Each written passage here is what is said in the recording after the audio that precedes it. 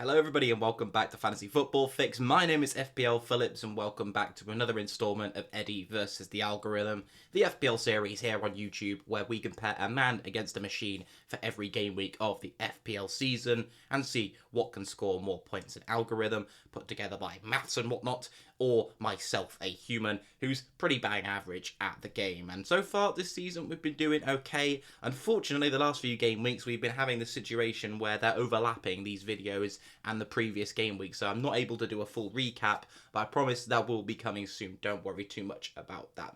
But we'll get into things then and have a look at how the algorithm team is lining up for game week 21, where we're not going to have any doubles for the first time in a while, but it's still a very important game week in terms of setting up our teams for the coming game weeks. So let's get into things, shall we? And kick things off with the computer team.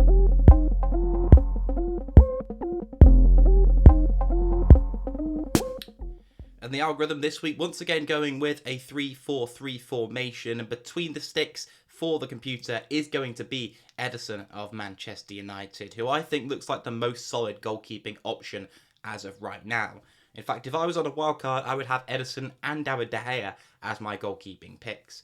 Now that may seem, as a glance, as maybe too much spent on goalkeepers, and also, you're using up a Man City and a Man United slot, two of the best teams in the league, by going for that goalkeeper combination. But I really think it is worth it. Ederson especially has some very nice fixtures coming up next, and he's really the only nailed Manchester City defensive asset you can go for. He's got that double in game week 23. He's also got Nottingham Forest and Bournemouth in the next 5 game weeks, including game week 25, where a lot of the teams in form right now are going to blank. Ederson has that guaranteed fixture nailed down for you, and what a great fixture it is in that Bournemouth fixture. So Ederson looks like a great option, not only for this game week. Home to Wolves looks like one of the best games you can have for clean sheet potential, but for long term as well, I think he is the best keeper option to have in your teams, and maybe is one of the rare situations where maybe doing a keeper transfer could actually be worth something, with no certainty whatsoever with who's going to line up into the Manchester City defence besides him. In the defence for the algorithm team is going to be a back three of Fabian Schär, Kieran Trippier, so a double Newcastle defence, and then also Trent Alexander-Arnold going up against Chelsea at home. Trent's the real one that surprises me. Liverpool look like, to be honest, the worst defence in the league right now. And Chelsea, although they're being Chelsea, they don't look too bad. So I would back Chelsea to score something at Anfield. That's not something you would have been saying in previous years, or maybe even previous months. But this season, the way it's going, I would back Chelsea to get a goal in that one. So you'd be banking on any attacking returns coming from Trent there. But the Newcastle double up I really do quite like. Crystal Palace away isn't the easiest fixture in the world. We saw how they managed to grab points from Manchester United in just game week 20. But Schär and Trippier from Newcastle, they look like the most solid defence in the league. I know that the Crystal Palace goal in the United game only came from a real wonder free kick. And Trippier and Schär, I think, is a really nice double up to go for. In fact, I think Fabian Schär is the best defender from Newcastle besides Trippier. However, I think a lot of people are just going for Dan Burn or Botman from Newcastle as a bit of a cheaper punt. Not really going to make too much of a difference. You never know with the bonus points. But on paper, Fabian Schär, his underlying data, does look like the better asset. And importantly now, he was on 4 yellow cards before, I believe. He is now not under the jurisdictions of that anymore. That is reset, so now you have to get the 10 yellows to be suspended based on yellow card accumulation. Into the midfield then, and we've got a midfield 4 of Odegaard and Martinelli from Arsenal, plus McAllister of Brighton, and then finally Kevin De Bruyne. So a very interesting midfield 4. Manchester United is not an easy fixture in the league right now, but the algorithm has still chosen to go with double Arsenal midfield, and Odegaard does seem to be the one in form right now.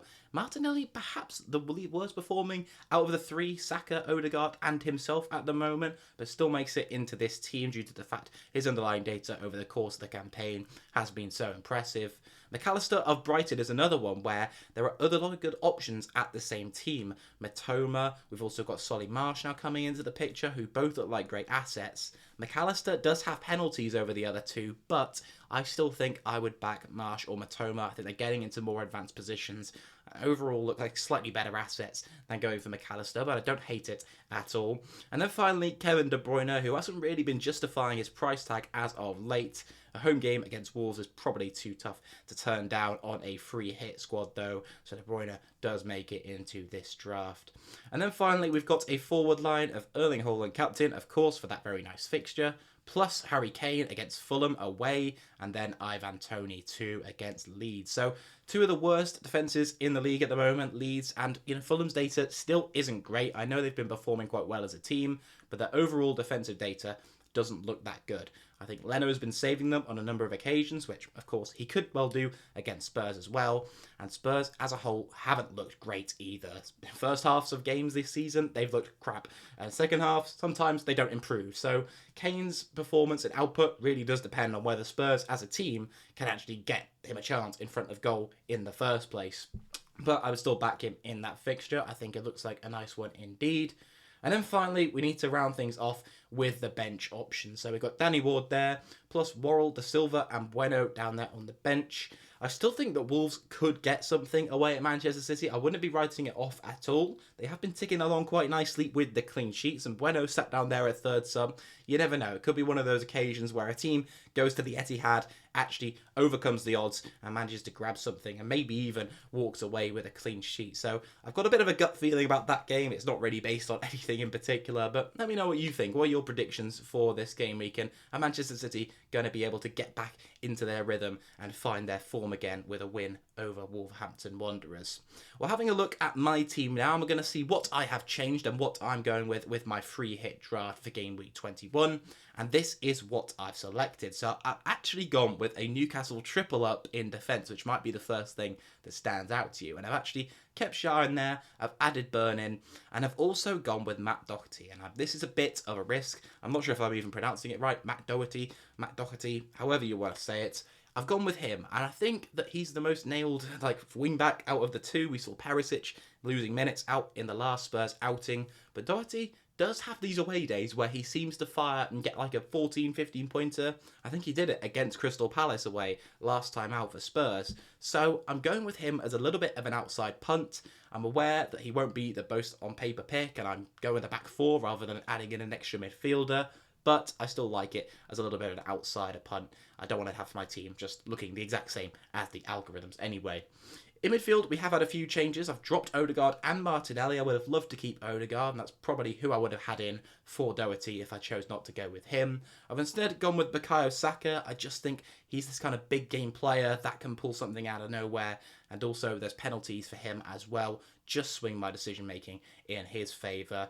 We've gone with Matoma over McAllister, as mentioned. Solly Marsh down there on the bench as well. He's just so cheap that I could put him there and have the money left over to do so. I really like them both as options. I think that Solly Marsh is just a little bit behind Matoma for me. His underlying data isn't quite there.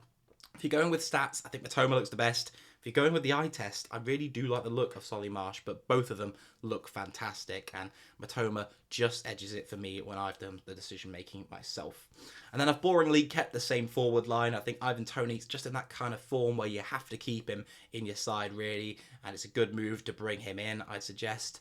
1 week, there's no risk, really, of that bet thing coming in and looming over him and him getting a suspension. But long term, we might have to consider that. Whether you want to go in and pick up an asset when you need to make other changes with that looming over him, it depends on the current state of your squad, really. If you've got nothing else you need to sort out, then you can perhaps take a little bit of a punt on it. But otherwise, I'd maybe consider a different option. There are some more good, strong striking options emerging. Garonto of Leeds, I think I'm pronouncing it right, looks a very nice pick as well at only 5 million. Ferguson at Brighton, 4.5 million. You really can empty some funds out of your forward line and be able to invest it back into your midfield to pick up multiple of these Arsenal assets alongside your Kevin De Bruyne. So that can be worthwhile in my opinion. But yeah, that's going to wrap up Eddie versus the algorithm for this coming game week. Let me know, as always, down below in the comments, who do you think is going to win, myself or the computer? I'm very interested to find out. And I'll be in the comments, as always, as much as I can, replying to all your dilemmas and questions regarding your own teams and what you're going to do with your transfers ahead of Game Week 21. Thank you very much for tuning in, everyone, and I wish you the best of luck for this coming game week.